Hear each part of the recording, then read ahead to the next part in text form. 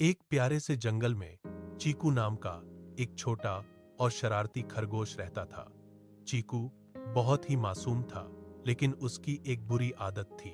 वह हर काम में जल्दबाजी करता था और किसी की बात नहीं सुनता था। उसे लगता था कि वह सब कुछ खुद ही सीख सकता है। उस जंगल के बीच में एक बड़ा पुराना बरगद का पेड़ था, जहां दादाजी नाम के एक समझदार कछुआ रहते थे।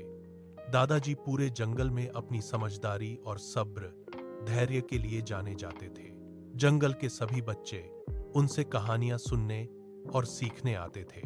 सुनहरी गाजर की खोज। एक दिन जंगल में यह खबर फैली कि जंगल के दूसरे कोने पर एक सुनहरी गाजर, गोल्डन कैरेट का खेत है। वह गाजर इतनी स्वादिष्ट और ताकतवर थी कि उसे खाकर कोई भी बीमार नहीं होता था। लेकिन वहां तक पहुंचने का रास्ता बहुत मुश्किल था। दादाजी ने सभी बच्चों को इकट्ठा किया और कहा, बच्चों, अगर तुम उस खेत तक पहुंचना चाहते हो तो तुम्हें रास्ते में 3 बातों का ध्यान रखना होगा। पहला, जल्दबाजी मत करना।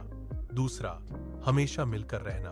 और तीसरा, रास्ते के भटकाने वाले फूलों से बचना। चीकू ने पूरी बात सुनी भी नहीं और उछलकर बोला, मैं तो सबसे तेज भागता हूं, मैं तो सबसे पहले लेकर आऊंगा। और वह बिना किसी तैयारी के दांत लगाता हुआ निकल गया।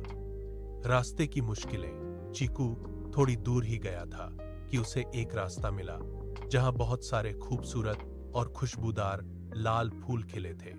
उन फूलों की खुशबू इतनी अच्छी थी कि चीकू उन्हें देखने के लिए रुक गया।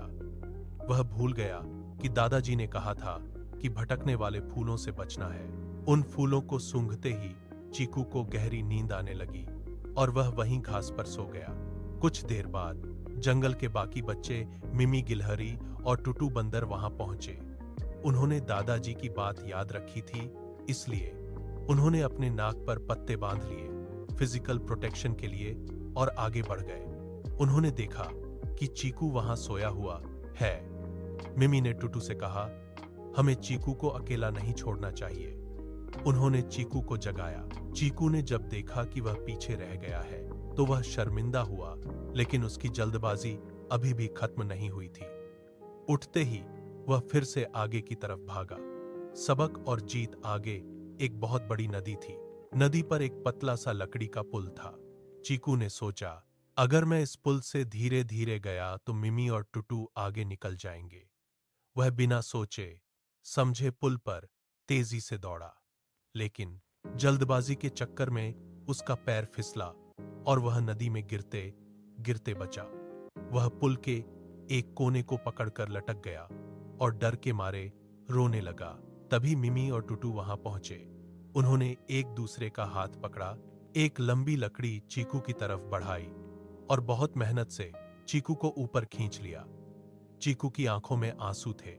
उसने दोनों को गले लगाया और कहा, मुझे माफ कर दो, मैंने दादाजी की बात नहीं मानी और जल्दबाजी की। अगर आज तुम दोनों नहीं होते तो मैं मुसीबत में पड़ जाता। अब तीनों ने तय किया कि वो मिलकर और धीरे धीरे आगे बढ़ेंगे। उन्होंने सुकून से पुल पार किया और सही सलामत सुनहरी गाजर के खेत में पहुंच गए। वहां उन्होंने ढेर सारी गाजर खाई और अपने दोस्तों के लिए भी लेकर आए।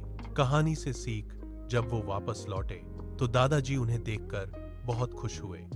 चीकू ने दादाजी के पास जाकर उनके कान पकड़े और बोला, जल्दबाजी हमेशा नुकसान पहुंचाती है। अकेले चलने से बेहतर है दोस्तों के साथ मिलकर चलना। उस दिन के बाद से चीकू जंगल का सबसे समझदार और सब्र करने वाला खरगोश बन गया।